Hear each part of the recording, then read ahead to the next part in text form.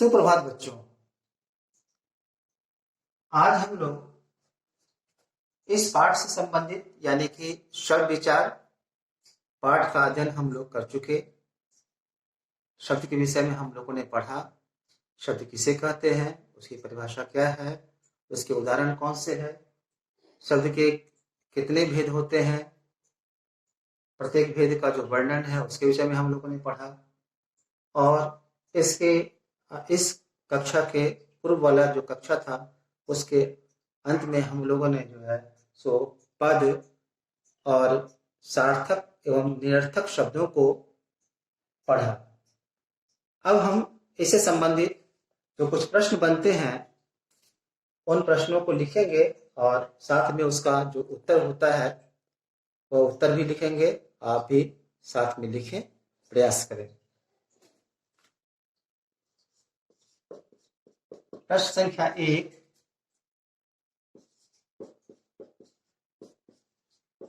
शब्द किसे कहते हैं?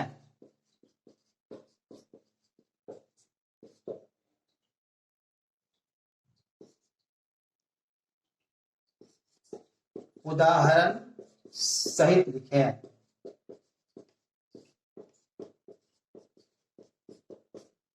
ये पहला प्रश्न है कि शब्द किसे कहते हैं, उदाहरण सहित लिखें। अब इसका उत्तर हम लोग लिखेंगे। तो इस प्रकार से प्रश्न था और इस प्रश्न का जो उत्तर जो है वह इस प्रकार से है। वर्णों के सार्थक मेल को शब्द कहते हैं, जैसे राम, लड़का, घर, कलम, दीप इत्यादि। वर्णों के सार्थक मेल यानी कुछ ऐसे वर्ण जो एक समूह में हो और उसका एक निश्चित अर्थ निकलता हो। सार्थक मेल का अर्थ यही हुआ कि ऐसा योग, ऐसा समूह जिसका एक निश्चित अर्थ निकलता है उसे ही शब्द कहते हैं। जैसे राम, राम दो वर्णों का एक समूह है जिसके कहने से किसी लड़के का बोध होता है। लड़का तीन वर्णों का ये वर्ण समूह है ना। लड़का शब्द कहने से कि लड़का जाति का जो है वह बोध होता है।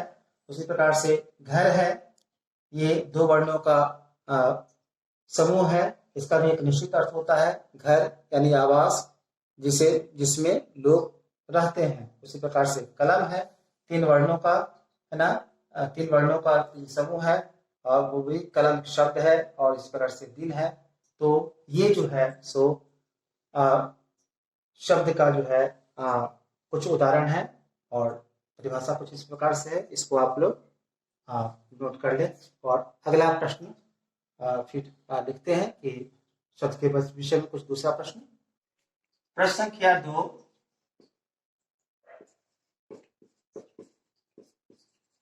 शब्द के कितने भेद होते हैं,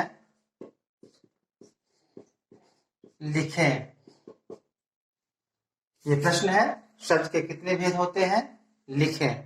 तो इसके उत्तर कुछ इस प्रकार से है।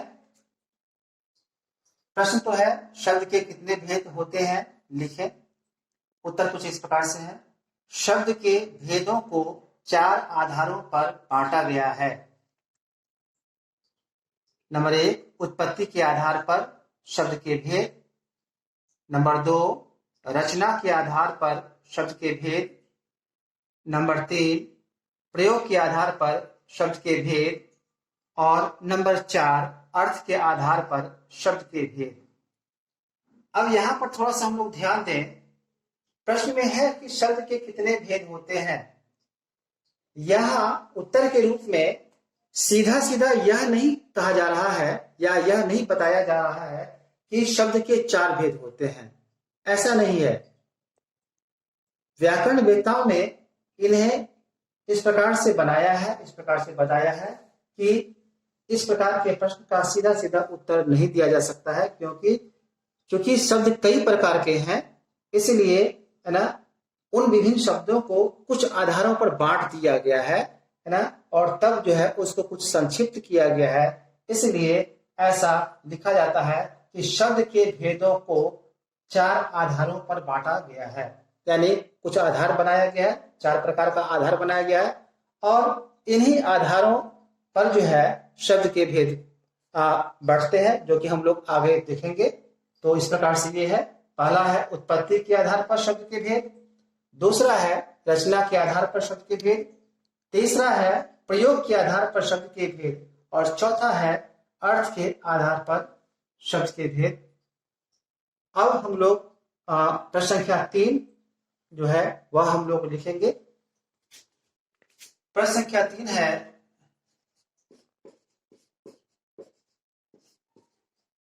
उत्पत्ति के आधार पर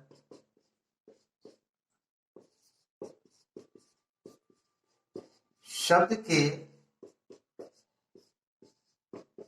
कितने भेद होते हैं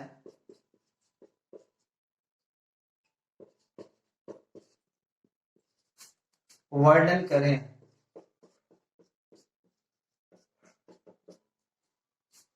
यह प्रश्न है। अब इसका उत्तर कुछ इस प्रकार से हम लोग लिखेंगे। उत्तर है, उत्पत्ति के आधार पर शब्द के 4 भेद होते हैं।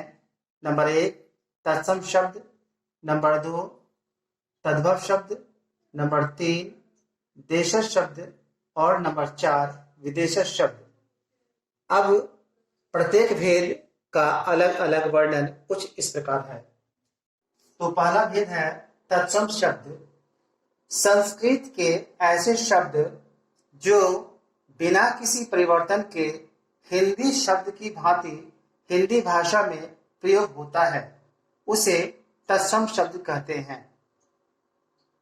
यानी ऐसे शब्द जो मूलतः संस्कृत शब्द है, संस्कृत भाषा के शब्द हैं, जो संस्कृत में पूरी मूलतः जो है ये प्रयोग किया जाता है, लेकिन हिंदी भाषा में भी हिंदी शब्द की भांति शुरू से ही प्रयोग होता आ रहा है ना। इसलिए इसे इस प्रकार के जो शब्द हैं उन्हें तत्सम शब्द कहा गया है, जैसे नेत्र, हस्त, दुग्ध, कर्ण, सर्प, दंत इत्यादि।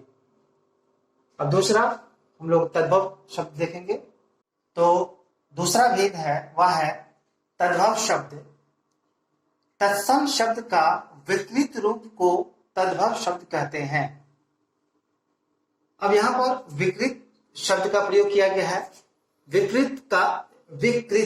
विकृत का अर्थ होता है बिगड़ा हुआ रूप, यानी बदला हुआ रूप भी कह सकते हैं, परिवर्तित रूप भी हम लोग इसे कह सकते हैं। तो संस्कृत भाषा का जो शब्द जो तत्सम शब्द के रूप में आया है, उसका जो बदला हुआ रूप जो है, उसका जो परिवर्तित रूप जो है, उन रूपों को ही तद्भव रूप कहा गया है, यानी तद्भव शब्द कहा गया है। उदाहरण के लिए हस्त, ये हस्त शब्द तत्सम शब्द है जिसका तद्भव शब्द है हाथ।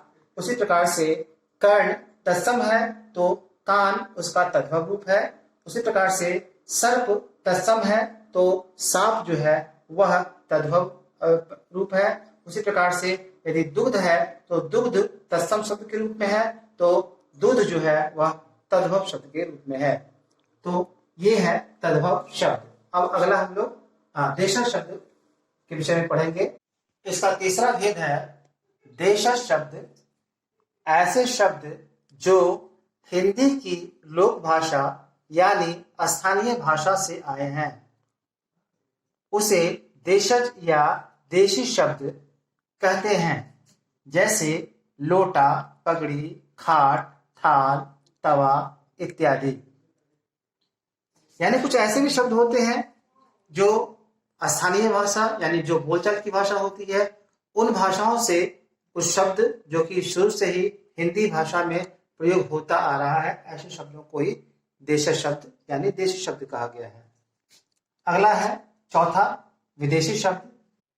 इसका चौथा और अंतिम जो भेद है वह है विदेशज शब्द, जिसे विदेशी शब्द भी कहा जाता है। परिभाषा कुछ इस प्रकार से है।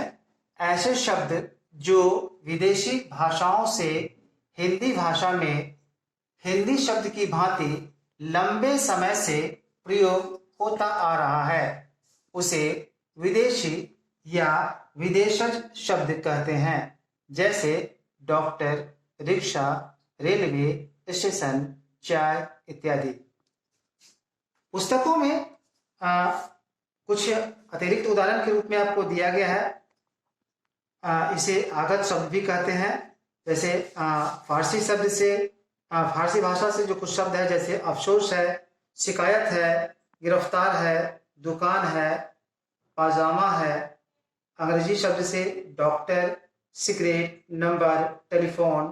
तुर्की भाषा से गलीचा, कैंची, कमीज, चाबी, तोप।